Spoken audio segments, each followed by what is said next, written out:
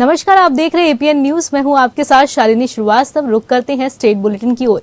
हेमंत सरकार में शामिल राजद और वामदल 28 जून को राजभवन के पास राज्य के विस्थापन और विभिन्न ज्वलंत मुद्दों को लेकर महाधरने का आयोजन करने जा रही है। इस बात की जानकारी राजधानी रांची स्थित सीपीआई कार्यालय में संयुक्त प्रेस वार्ता के माध्यम से दी गई। कार्यक्रम की विस्तृत जानकारी देते हुए हजारीबाग पूर्व सांसद भुवनेश्वर मेहता ने बताया कि राज्य में विस्थापन का मुद्दा काफी तेजी से बढ़ता दिख रहा है। राज्य सरकार का ये चुनावी वादा रहा है कि सत्ता में आने के बाद विस्थापन को लेकर एक बड़ी पहल की जाएगी, लेकिन ऐसा अब तक के शासनकाल में नहीं हो पाया है। साथ ही झारखंडी जनता लगातार अन्य मूलभूत सुविधाओं से भी वंचित होती दिख रही है।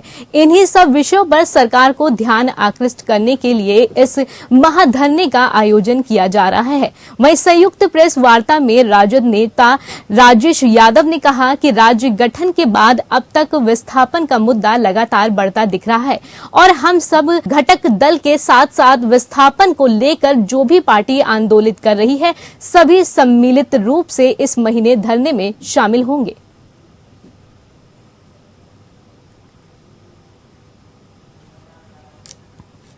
झारखंड कुलियरी मजदूर यूनियन एंड झारखंड श्रमिक संघ के केंद्रीय कार्य समिति की एक अहम बैठक रांची के मोरहाबादी स्थित राजकीय अतिथिशाला के सभागार में आयोजित की गई, जिसकी अध्यक्षता बता दें कि झामझुमो सुप्रीमो शिबो सोरेन के नेतृत्व में हुई। इस बैठक में मजदूरों के हित में कई अहम फैसले लिए गए। बैठक में जेएमएम विधायक माथुरा प्रसाद महतो, फागू बेसरा और पार्टी के वरिष्ठ नेता विनोद पांडे सहित मजदूर संघ के लोग मौजूद रहे। वहीं बैठक के बाद जेएम नेता फागू बेसरा ने बैठक से संबंधित जानकारी दी। आज झारखंड कुलियरी मजदूर यूनियन, झारखंड श्रमिक संघ और टीवीएनएल मजदूर संघ यूनियन की बैठक यूनियन के केंद्रीय अध्यक्ष आदरणीय दिसोमगुरु शिबू सोरेन जी की अध्यक्षता में यहाँ बैठक हुई है।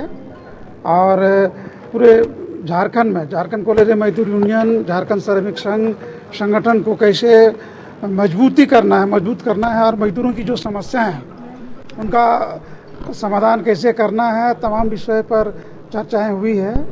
और अब सभी लोगों को मालूम है कि अभी तुरंत विशेष करके कोल इंडिया के मजदूरों को लेकर के जो वेज बोर्ड का जो मामला था, वो वेज बोर्ड का समझौता संपन्न हो गया है और उस पर भी हम लोग चर्चा कर रहे हैं। साथ ही साथ जो केंद्र सरकार के द्वारा विशेष करके जो भारत सरकार का जितना उपक्रम है कोल इंडिया का, सीसीएल, बीसीसीएल, ईसीएल, और यहाँ पर जो कोयला खदान में खास करके जो निजीकरण को बढ़ावा देने का जो निर्णय लिया है, उसका हम लोग विरोध कर रहे हैं। उस पर भी हम लोग चर्चा कर रहे हैं।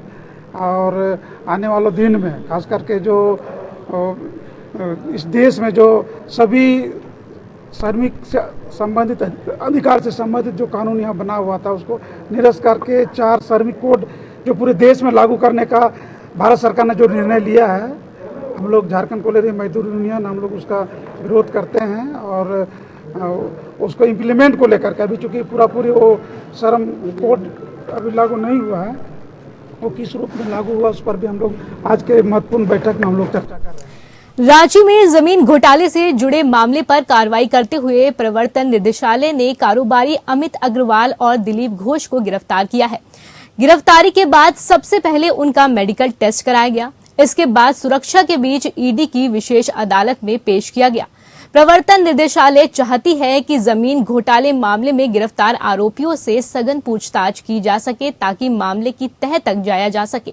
इसी पूछताछ के लिए ईडी की विशेष कोर्ट में प्रवर्तन निदेशालय ने 5 दिनों की रिमांड के लिए अर्जी दायर की थी, जिस पर सुनवाई के दौरान विशेष अदालत ने कल की तारीख निर्धारित की है। यानी कल अमित अग्रवाल के रिमांड पर सुनवाई होगी और तब तक उन्हें जेल में रहना होगा।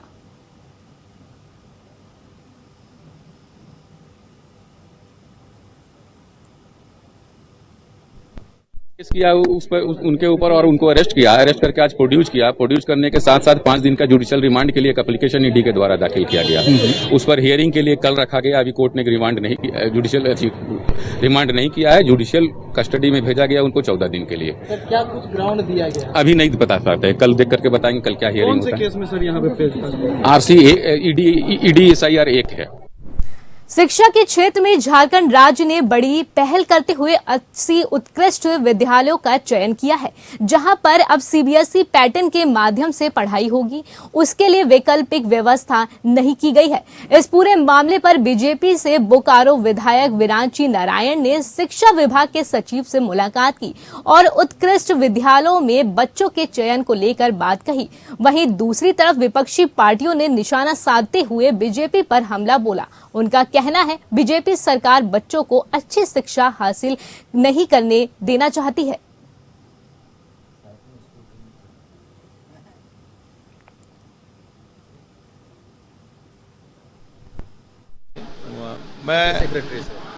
मैं शिक्षा विभाग के जो सचिव हैं श्रीमान के रवि कुमार जी, मैं उनसे मिलकर आग्रह किया कि जो पूरे राज्य में 80 उत्कृष्ट विद्यालय का चयन किया है जहां CBSE के माध्यम से पढ़ाई होगी, तो उन्होंने वैकल्पिक व्यवस्था की नहीं। जैक में कई ऐसे विद्यालय हैं जहां 200 बच्चे, 250 बच्चे, 300 बच्चे, 600, 700 बच्चे।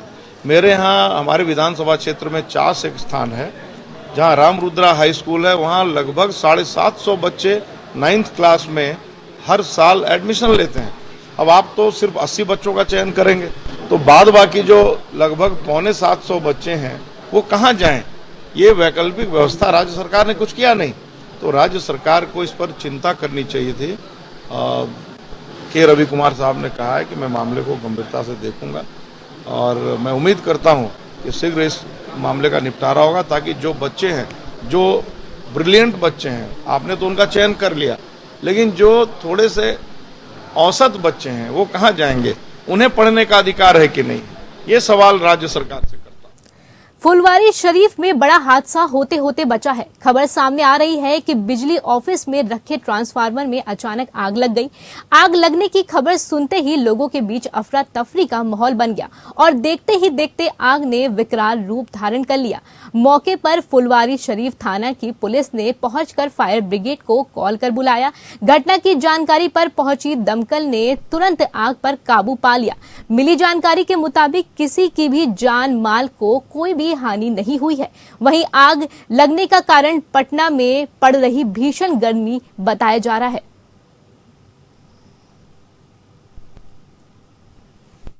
नहीं, ये शाम में एकाएक आवाज आया और लगा कि ये कुछ ब्लास्ट कर रहा है, तो निकल के देखने पे लगा कि पीछे वाले जो विद्युत कार्यालय है उसमें पूरा आग का गोला निकल रहा है। तुरंत हम लोग फायर ब्रिगेड को फोन किए, तुरंत बिजली कटवाया गया और उसके बाद फायर ब्रिगेड की आई। उसके बाद तुरंत इस गाड़ी को बुझाना था। प्रखंड परिसर या आपका जो सर बताया जा रहा है कि आवास था वो कितना सुरक्षित है? नहीं, बिल्कुल अभी सुरक्षित है। उधर मतलब आग नहीं पहुंच पाया।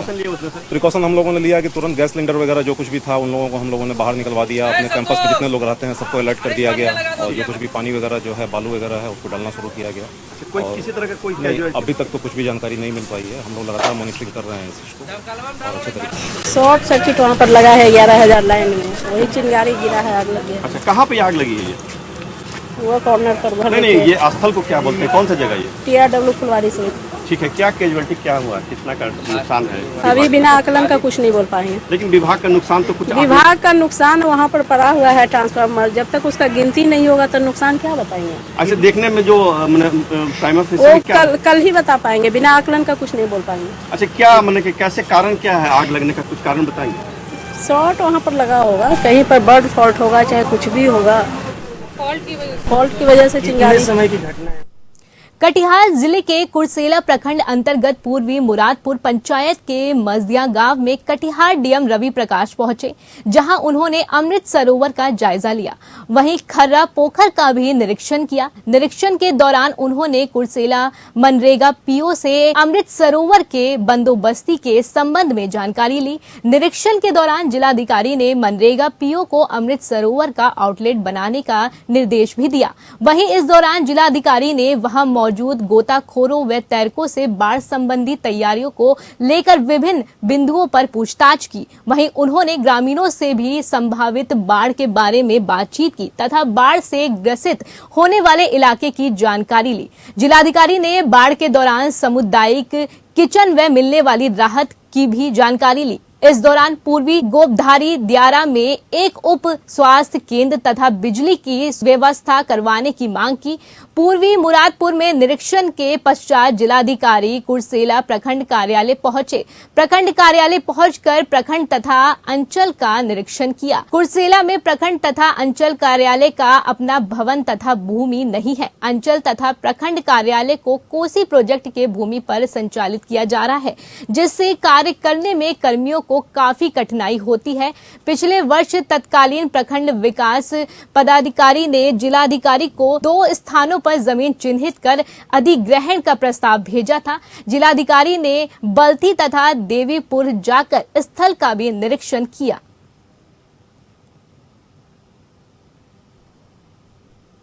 रोहतास जिले के नासरीगंज थाना क्षेत्र के अतीम गांव स्थित नासरीगंज दाऊद नगर सोन पुल के बीचों बीच एक 12 वर्षीय बच्चे के फंस जाने से अफरा तफरी मच गई।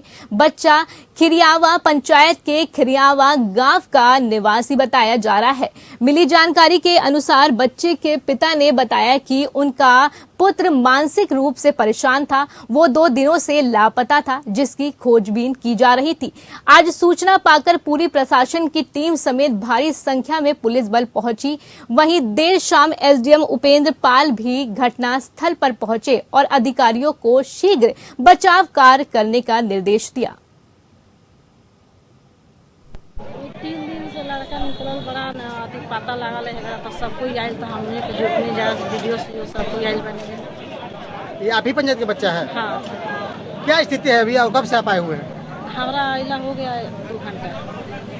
अभी क्या स्थिति है यहाँ की? स्थिति तो अभी सब खराब ही चल रहा है। शाम होने को है और बताया जा रहा है कि 5 घंटे से भी अधिक हो गए और बच्चा बाहर नहीं निकले, क्या कहेंगे आप? कोशिश कर रहे हैं। कोशिश हो रही है? हाँ, कुछ कर रहे हैं। ये सर 2 दिन से घर से लापता है। इसका रंजन कुमार नाम है। बाद में 2 दिन से तो हम लोग ढूंढ रहे हैं इधर उधर आसपास के गांव में। आज सुबह ढूंढने के लिए इधर आए तो महादेवा में पता चला कि इधर ही आया है। तो इधर जमालपुर अतमीगंज पोखराहा इधर ढूंढे, नहीं पता चला तो फिर घर पे चले गए। इसके बाद में मुखिया जी के पास उधर सुन गया घर से, पता चला कि बच्चा इसमें फंसा हुआ है। कितने साल का बच्चा है? 11 साल का। मानसिक स्थिति ठीक है इसकी? मानसिक स्थिति ठीक है, हल्का थोड़ा कमजोर। तो कब आप लोगों को पता चला और अभी तक क्या पोजीशन है? अभी तक तो अभी निकला नहीं, क्योंकि हमारे को अभी 3 घंटा 4 घंटा पहले पता चला। तो अभी बच्चे की आवाज़ सुनाई दे रही है या 10 के 10 है बच्चा? क्या स्थिति है? अभी तो हमारे को नहीं सुनाई दिया। अभी अंदर में अभी सारे लोग निकालने में लगे हैं। केंद्र सरकार की ओर से विभिन्न खाद्यान्न की खरीद के लिए बढ़ाए गए न्यूनतम समर्थन मूल्य यानी एमएसपी पर राजनीति तेज हो गई है। छत्तीसगढ़ के मुख्यमंत्री भूपेश बघेल ने कहा कि स्वामीनाथन कमेटी की रिपोर्ट के आधार पर एमएसपी तय होनी चाहिए। मिलेट की खरीद की भी व्यवस्था होनी चाहिए। जिस प्रकार छत्तीसगढ़ में किया गया है उसी प्रकार से पूरे देश में होना चाहिए। गौरतलब है कि छत्तीसगढ़ में 2 कुट की रागी मिलेट्स को राज्य सरकार समर्थन मूल्य में खरीद रही है। प्रधानमंत्री नरेंद्र मोदी से मुलाकात के दौरान प्रदेश के मुख्यमंत्री भूपेश बघेल ने मिलेट्स को भी समर्थन मूल्य पर खरीदने की मांग की थी। वहीं दूसरी तरफ डॉक्टर रमन सिंह ने केंद्र सरकार के इस कदम को बड़ा कदम बताते हुए पीएम मोदी की तारीफ की है। केंद्र सरकार की ओर से किसानों के हितों को ध्यान में रखकर उन्हें आर्थिक रूप से सशक्त करने के लिए न्यूनतम समर्थन मूल्य में बड़ी वृद्धि की है। केंद्रीय मंत्री पीयूष गोयल के अनुसार मूंग दाल के न्यूनतम समर्थन मूल्य पर 10.4%, मूंगफली पर 9%, सेसमम पर 10.3%, धान पर 7%, ज्वार, बाजरा, रागी, मेज, अरहर दाल, उड़द दाल, सोयाबीन, सूरजमुखी बीज पर वित्त वर्ष 2023-24 के लिए लगभग 6 से 7% की वृद्धि की गई है। इस निर्णय के बाद 2014-15 में जो धान का समर्थन मूल्य 1360 रुपए था, अब वो 143 रुपए बढ़कर विपणन सत्र 2023-24 में 2183 हो गया है। इसके साथ ही उड़द दाल की एमएसपी को 350 रुपए प्रति क्विंटल बढ़ाकर 6950 रुपए प्रति क्विंटल कर दिया गया है। वहीं मक्के की एमएसपी को 128 रुपए प्रति क्विंटल, मूंग की एमएसपी में सर्वाधिक 803 रुपए प्रति क्विंटल की बढ़ोतरी की गई है और इसके मूंग पर एमएसपी 8558 रुपए प्रति क्विंटल हो गई है। इस मामले पर पूर्व मुख्यमंत्री डॉक्टर रमन सिंह ने प्रधानमंत्री मोदी का आभार करते हुए कहा कि अन्नदाताओं के हित में नरेंद्र मोदी की सरकार ने खरीफ फसलों पर न्यूनतम समर्थन मूल्य बढ़ाकर किसानों की समृद्धि और सशक्तिकरण का पथ सुनिश्चित किया है, जिससे अब छत्तीसगढ़ के किसानों को प्रति वर्ष केंद्र से 23,000 करोड़ का समर्थन मूल्य प्राप्त होगा और राज्य की भूपेश बघेल की सरकार से किसानों को केवल 3300 करोड़ मिलेंगे।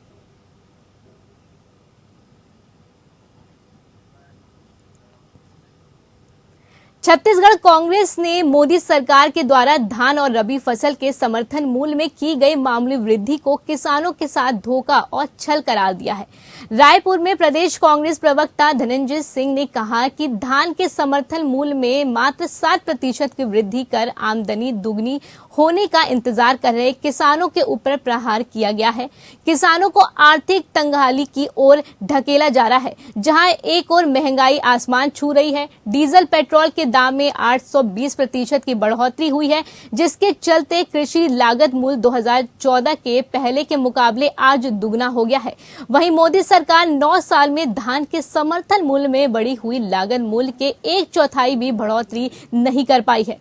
प्रदेश कांग्रेस प्रवक्ता धनंजय सिंह ने कहा कि भाजपा ने 2014 और 2019 के लोकसभा चुनाव में देश भर के किसानों को स्वामीनाथन कमेटी की सिफारिश के अनुसार लागत मूल्य का 1.5 गुना समर्थन मूल्य देने एवं 2022 तक किसानों की आमदनी दुगनी करने का वादा किया था, जो 9 साल में पूरा नहीं हो पाया है। मोदी सरकार को किसानों की उपज का 1.5 गुना समर्थन मूल्य देने एवं आमदनी बढ़ाने का ये आखिरी अवसर मिला था, उसमें भी किसानों के साथ धोखा किया है।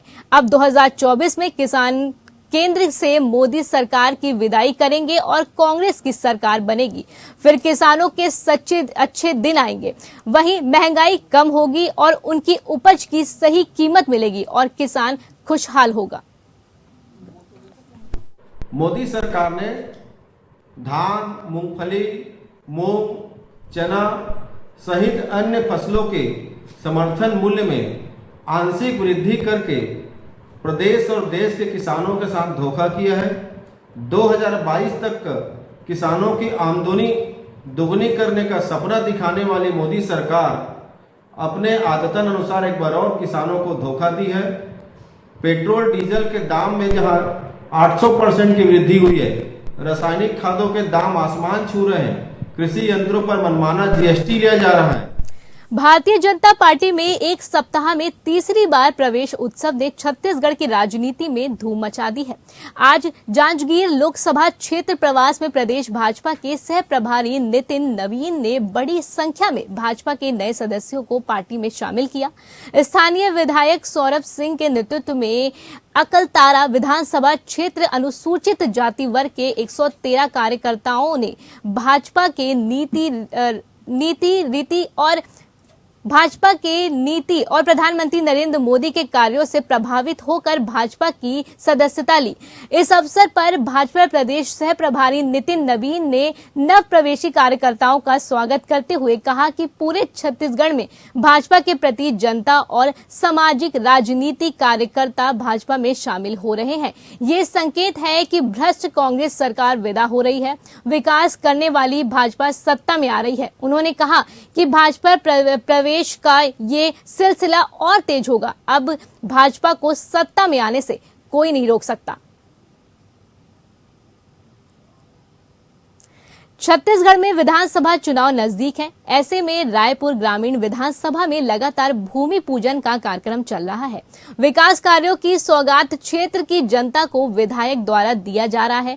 इसी कड़ी में ग्रामीण विधानसभा के अंतर्गत वार्ड संख्या 50 और 51 में 2 करोड़ से ज्यादा के विकास कार्यों का भूमि पूजन विधायक सत्यनारायण शर्मा और जिला सहकारी बैंक के अध्यक्ष पंकज शर्मा द्वारा किया गया। वार्ड क्रमांक 51 में जहां फुंडहर में प्राइमरी एवं मिडिल स्कूल के कमरों के लिए 60 लाख के कार्यों का भूमि पूजन किया गया, वहीं वार्ड क्रमांक 50 में सड़क, नाली और सामुदायिक भवन के निर्माण के लिए भूमि पूजन किया गया।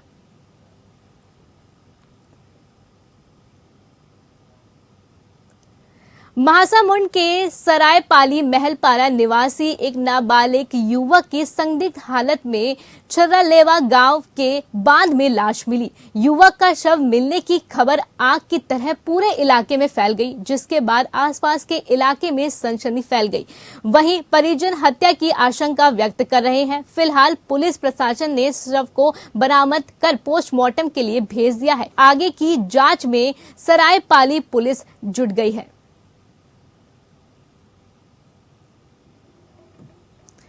विधानसभा चुनाव से पहले कांग्रेस में जमकर बयानों के तीर चल रहे हैं। जयपुर में कांग्रेस प्रभारी सुखजिंदर सिंह रंधावा से मिलने पहुंचे कांग्रेस के वरिष्ठ विधायक भरत सिंह कुंदनपुर ने बड़ा बयान दे दिया है। विधायक भरत सिंह ने कहा कि नए लोगों को आगे लाना चाहिए। अगर सरकार रिपीट करवानी है तो गहलोत प्रेस कॉन्फ्रेंस कर कहे कि वो मुख्यमंत्री का चेहरा नहीं होंगे, नए लोगों को आगे करेंगे। इससे कल ही नक्शा पलट जाएगा, लेकिन सत्ता का मुंह छूटे तब ना।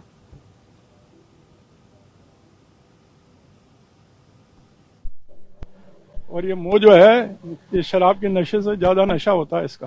भी करप्शन का इशू उठाया एक तरीके से। अरे करप्शन का तो बोलता ही रहता हूँ मैं, फिर बोलूंगा। करप्शन का तो मैं खुले मन से बोलता हूँ, लिखता रहता हूँ। तो पायलट भी यही बात उठा रहे हैं कि बुनियादी चीजें पूरी होनी चाहिए। हाँ, तो पायलट अपनी जगह है, हम अलग अलग इंडिविजुअल है, एक बात बोल रहे हैं।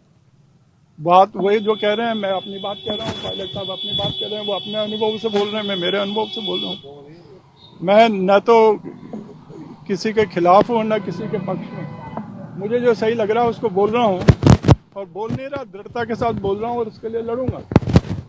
कोई कितना ही बड़ा हो, इसका मतलब ये नहीं कि वो गलती नहीं करता। गलती करते हैं लोग, समझदार वो है जो गलती करके अपनी गलती को माने। पंजाब की मोगा पुलिस के हाथ बड़ी कामयाबी लगी है। पुलिस ने गैंगस्टर गोल्डी बराड़ के 2 साथियों को अवैध हथियारों के साथ गिरफ्तार किया है। अवैध हथियारों में एक रिवॉल्वर 32 बोर, एक पिस्टल 32 बोर, 4 जिंदा कारतूस और ब्रीजा गाड़ी भी बरामद की गई है। पुलिस ने गुलशन कुमार निवासी जगराव और दिलप्रीत सिंह निवासी रौके के खिलाफ मामला दर्ज कर आगे की कार्रवाई करने की तैयारी कर रही है।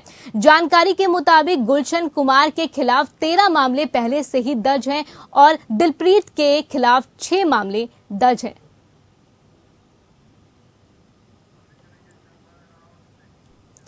तो इस बुलेटिन में फिलहाल इतना ही। आप मुझे दीजिए इजाजत। नमस्कार।